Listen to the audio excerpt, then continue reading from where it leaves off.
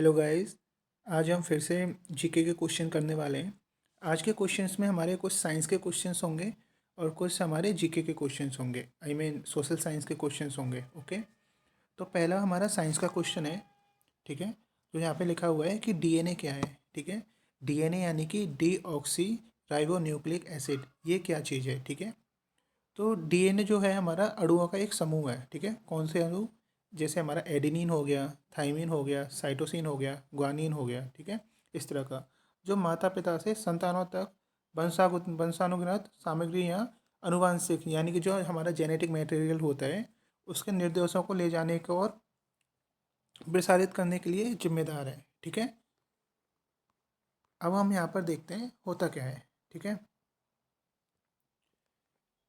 देखिए यहाँ पर हम देखते हैं कि एक हमारे पास अ, कोई एक इंसान है। ठीक है, आने वाले उस इंसान के कुछ बच्चे पैदा होते हैं। ठीक है, जो इंसान का जेनेटिक इन्फॉर्मेशन है वो इस बच्चे में जब पहुंचता है तो वो डीएनए की हेल्प से पहुंचता है, क्योंकि जो हमारा डीएनए मॉलिक्यूल्स होता है ये सारी की सारी जो भी हमारी जेनेटिक इन्फॉर्मेशन होती है उनको स्टोर करके रखता है, जो पीढ़ी टू पीढ़ी लेके जाता है। ठीक है, जैसे ये फादर है, इस फादर का ये सन है। ठीक है, अब मान लो इस सन का भी कोई सन होगा, तो जो इस सन का डीएनए होगा वो इसके फादर से मैच भी करेगा और इसके मतलब इससे भी मैच करेगा जो ये वाला है। ठीक है, तो ये किसकी वजह से मैच हो रहा है, ये हमारा डीएनए की वजह से मैच हो रहा है। ठीक है, डीएनए की फुल फॉर्म आपको पता ही है क्या है। डीएनए की फुल फॉर्म, डीएनए की फुल फॉर्म है डीऑक्सी राइबोस न्यूक्लिक एसिड। ठीक है, जो डीएनए बना होता है हमारा वो ATCG यानी कि हमारे ये न्यूक्लियोसाइड्स होते हैं adenine, thymine, cytosine and guanine, ये इनसे मिलके बना होता है। ठीक है,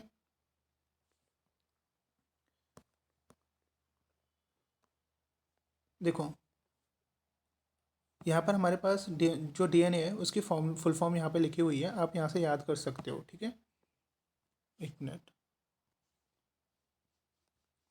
यहाँ पे ये फुल फॉर्म लिखी हुई है।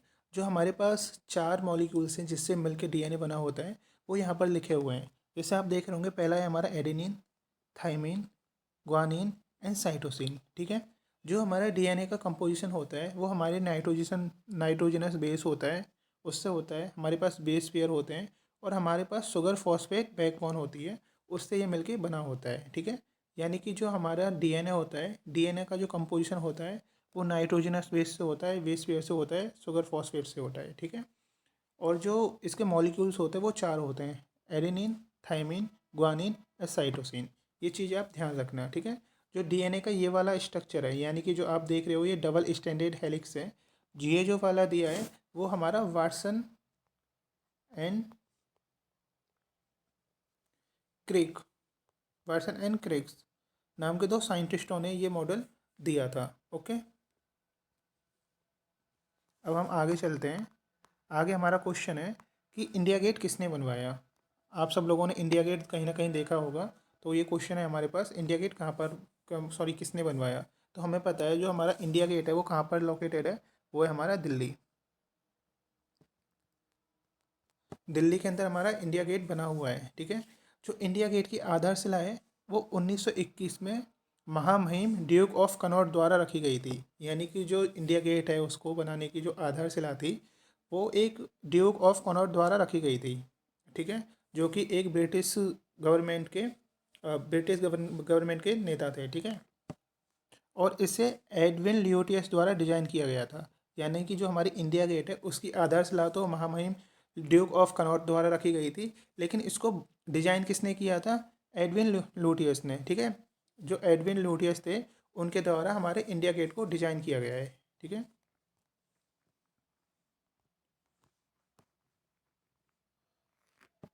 आगे देखो यहाँ पर, यह स्मारक 10 साल बाद तत्कालिक वायसराय लॉर्ड इरविन द्वारा राष्ट्र को समर्पित किया गया था। ठीक है, जो हमारा इंडिया गेट है यहाँ पर आपने देखा होगा कि जो भी हमारे जवान शहीद हो जाते हैं उनका वहाँ पर नाम लिखा जाता है। इसे एक तरह से हम शहीद स्मारक भी कहते हैं। आप कभी इंडिया गेट गए होंगे तो वहाँ पर आपने देखा होगा एक मशाल जलती रहती है, वहाँ पर वो शहीदों की याद में जलाई जाती है।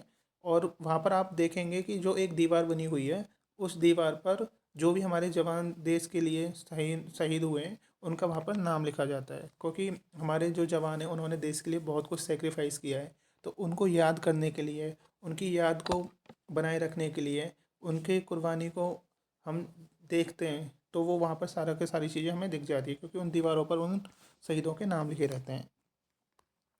देखो ये यहाँ पर आप देख रहे होंगे, यहाँ पर एडविन लुटियंस जो कि डिज़ाइन किया है इंडिया गेट का, तो वो इस तरह से है। ये आप यहाँ पर देख रहे होंगे राष्ट्रपति भवन, ये हमारा राष्ट्रपति भवन है, ठीक है।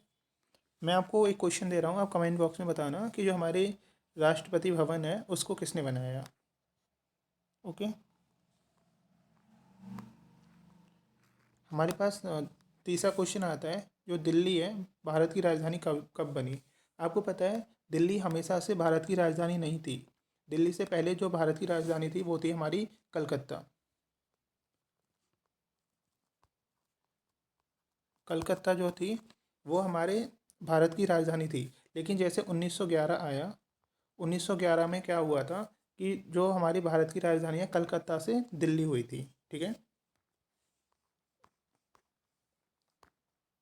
देखो यहाँ पे लिखा हुआ है, ये रहा, आप ये स्क्रीनशॉट ले सकते हो। तो इसका उत्तर क्या है, 1911, ठीक है। भारत की राजधानी नई दिल्ली की नींव तत्कालीन सम्राट जॉर्ज पंचम ने रखी थी, ठीक है। अगर कभी ये क्वेश्चन आ जाए कि राजधानी नई दिल्ली की नींव किसने रखी थी, तो राजधानी नई दिल्ली की जो नींव रखी थी वो हमारे सम्राट जॉर्ज पंचम ने रखी थी, ठीक है। 12 दिसंबर 1911 को दिल्ली दरबार के दौरान भारत की राजधानी को कोलकाता से दिल्ली स्थानांतरित करने की घोषणा की गई थी।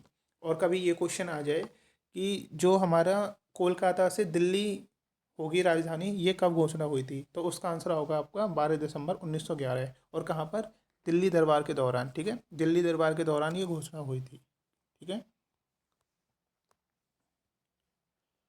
देखो यहाँ पर 13 फरवरी 1931 को भारत के वायसरॉय लॉर्ड इरविन ने देश की नई राजधानी के रूप में दिल्ली का उद्घाटन किया था, ठीक है। देखो कोलकाता से जो दिल्ली आई थी, जो भारत की राजधानी है, कोलकाता से दिल्ली तो आई थी, वो कब आई थी, 1911, ठीक है। उसका उद्घाटन कब हुआ, उसका उद्घाटन हुआ था 1931। ओके, किसने किया, वायसराय लॉर्ड इरविन ने, ठीक है।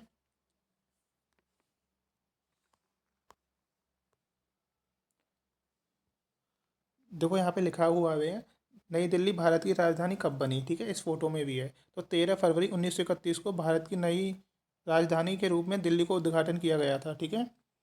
और यहाँ पे ये लिखा है, दिल्ली को राजधानी बनाने की घोषणा 12 दिसंबर 1911 को दिल्ली दरबार में की गई थी। इससे पहले भारत की राजधानी कलकत्ता थी।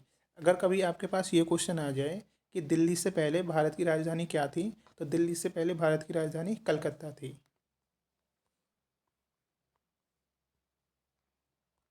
देखो यहाँ पर क्वेश्चन है हमारा साइंस का, मनुष्य में कितनी ज्ञानेंद्रियाँ होती हैं। ज्ञानेंद्रियाँ का मतलब होता है, अगर मैं आपको ज्ञानेंद्रिया का मतलब बता दूं, जो हमारी ज्ञानेंद्रियाँ हैं, ज्ञानेंद्रियाँ वो चीज़ होती हैं जो हमें इन्वायरमेंट, जो हमारे पर्यावरण में क्या चीज़ घट रहा है, क्या चीज़ हो रहा है, उसको महसूस कराती हैं।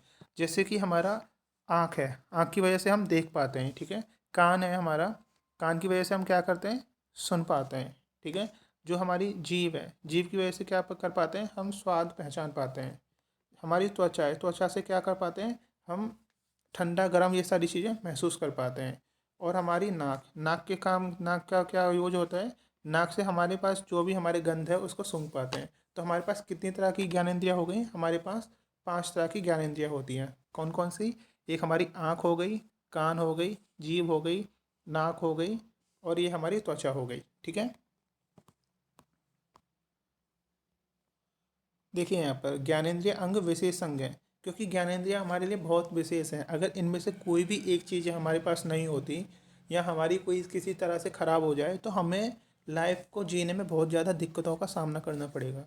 तो ज्ञानेंद्रिय हमारे लिए बहुत ही ज़्यादा विशेष हैं। अगर ज्ञानेंद्रिय हमारे पास नहीं होंगी तो सोच सकते हो कि कितनी प्रॉब्लम्स हमें आएंगी, ठीक है।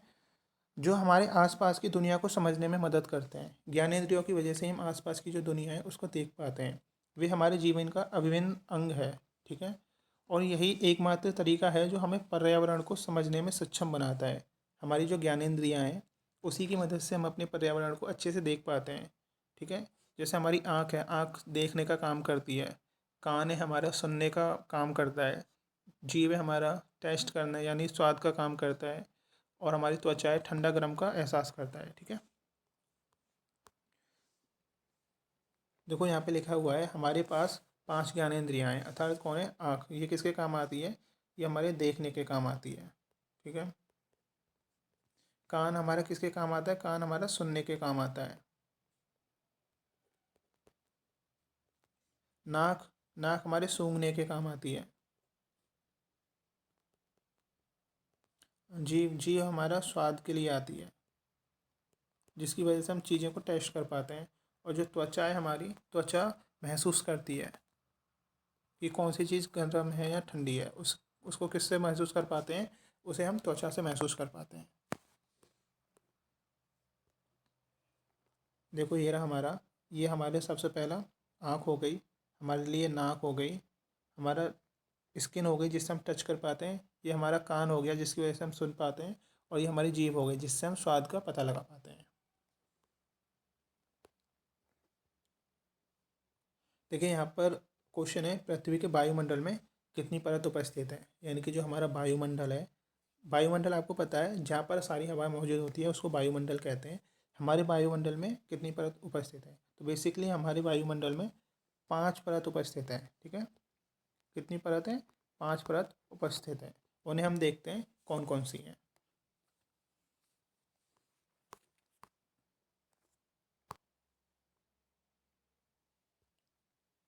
तो देखो सबसे पहले ही हमारी ट्रोपोस्फियर, यानी कि जहाँ पर हमारी बादल वगैरह रहती है, जहाँ से बारिश वगैरह होती है, वो है हमारी ट्रोपोस्फियर। जो ट्रोपोस्फियर है हमारी, वो 12 से 18 किलोमीटर तक फैली रहती है। ठीक है, दूसरी है हमारी स्ट्रेटोस्फियर, जहाँ जो हमारी स्ट्रेटोस्फियर होती है, यहाँ पर बहुत ज़्यादा मात्रा में ओजोन प्रेजेंट होती है। कुछ मात्रा में ट्रोपोस्फियर भी प्रेजेंट होती है और कुछ मात्रा में स्ट्रेटोस्फियर पर प्रेजेंट रहती है। जो हमारे सूर्य से, यानी कि हमारा सूरज है, ये हमारा सूरज है, और सूरज से जो हानिकारक रेज आती हैं वो किसकी वजह से आती हैं, जैसे ये हानिकारक जो रेज आ रही हैं, ये किसकी वजह से आ रही हैं, ये सन की वजह से आ रही हैं। सन में जो यूवी रेडिएशन वगैरह है उसकी वजह से ये आ रही हैं। तो अगर ये हमारी धरती पर आ जाएं तो स्किन में कैंसर वगैरह कर सकती हैं, स्किन को ख़राब कर सकती हैं, और बहुत ज़्यादा कार्सोजेनिक डिसीज दे सकती हैं। लेकिन इनसे बचाने के लिए हमारे पास जो स्ट्रेटोस्फीयर है वहाँ पर ओजोन लेयर की बहुत बड़ी परत परत रहती है, जिसकी वजह से जो हमारा यूवी रेडिएशन होता है और जो भी हार्मफुल रेज होती हैं उनसे हमारा बचाव हो पाता है। ठीक है यहाँ तक। उसके बाद हमारा पास नेक्स्ट है मीजोस्फीयर। मीजोस्फीयर जो है हमारा बीच में मौजूद रहता है, ये वाला जो है बीच में मौजूद रहता है, और जो इसकी ऊंचाई होती है वो 80 किलोमीटर से 90 किलोमीटर के लगभग होती है। ठीक है, देखो आप एक चीज़ ध्यान रखना, जो भी हमारा हवाई जहाज़ वगैरह होते हैं वो सिर्फ ट्रोपोस्फेयर तक ही उड़ पाते हैं। जो हमारा हीलियम बलून है वो स्ट्रेटोस्फेयर तक जा पाता है, और जो हमारे पास मेट्रोलॉजिकल रॉकेट है वो हमारा सिर्फ मीजोस्फेयर तक जा पाता है, और जो हमारे सैटेलाइट वगैरह हैं या फिर स्पेसशिप हैं वो हमारे एक्सोस्फेयर में चले जाते हैं। एक्सोस्फेयर के पास ही हमारे यहाँ पर कार्बन लेयर होती है। जो कार्बन लेयर होती है वो हमारे अंतरिक्ष में और पृथ्वी के वायुमंडल में अंतर पैदा करती है, यानी कि जहाँ से वायु, जैसे ये मान लो कि ये हमारा, ये अंतरिक्ष है हमारा और ये हमारा वायुमंडल है, तो यहाँ पर जो लेयर है इसको बोलते हैं हम कार्बन लेयर। क्लियर है यहाँ तक। तो आप एक चीज़ देखना, आपने देखा होगा कि ये हमारे जो कॉमेट्स या फिर एस्ट्रॉइड वगैरह जब आते हैं तो वो यहाँ आ जाते हैं, तो वो हमारे पास क्यों नहीं आ पाते, क्योंकि जो एस्ट्रॉइड वगैरह आते हैं जो हमारे एटमॉस्फेयर है, एटमॉस्फेयर में ही वो जल के खाक हो जाते हैं। अगर आपको एटमॉस्फेयर के बारे में और भी चीज़ें जाननी है, एटमॉस्फेयर के बारे में और भी नॉलेज लेनी है, तो मैं आपको डिटेल में वीडियो बना दूंगा। आप एक बार मुझे कमेंट में बता देना कि इसके लिए वीडियो बनाना चाहिए नहीं या नहीं बनाना चाहिए। आप एक चीज़ ध्यान रखना, जो हमारा, हाँ आप एक बार ये और देख लो, जो हमारा थर्मोस्फेयर है, थर्मोस्फेयर की जो लंबाई होती है, ऊंचाई होती है सॉरी, वो 800 किलोमीटर तक होती है, और जो एक्सोस्फेयर की ऊंचाई होती है वो हमारी 800 से लेके 3000 किलोमीटर तक होती है। अगर हम हमारे एटमॉस्फेयर की बात करें तो एटमॉस्फेयर में 78% हमारी नाइट्रोजन प्रेजेंट रहती है। ठीक है, 21% हमारी ऑक्सीजन प्रेजेंट रहती है, 0.03% हमारी कार्बन डाइऑक्साइड प्रेजेंट रहती है, और बाकी जो भी हैं, मतलब बाकी जो रिमेनिंग बचती हैं, जैसे उनमें बाकी ट्रेसेस एलिमेंट्स रहते हैं, जैसे आर्गन हो गया, क्रिप्टन हो गया, जेनॉन हो गया, हीलियम हो गई, हाइड्रोजन हो गई, वो बाकी 0.7 में प्रेजेंट रहती है। तो ये चीज़ ध्यान रखना। आज के वीडियो लेक्चर को यहीं तक रखते हैं। बाकी अगर कोई भी डिटेल चाहिए, किसी और पर्टिकुलर टॉपिक के बारे में आपको वीडियो चाहिए, तो आप मेरे को प्लीज़ ज़रूर बताना। Thank you for watching.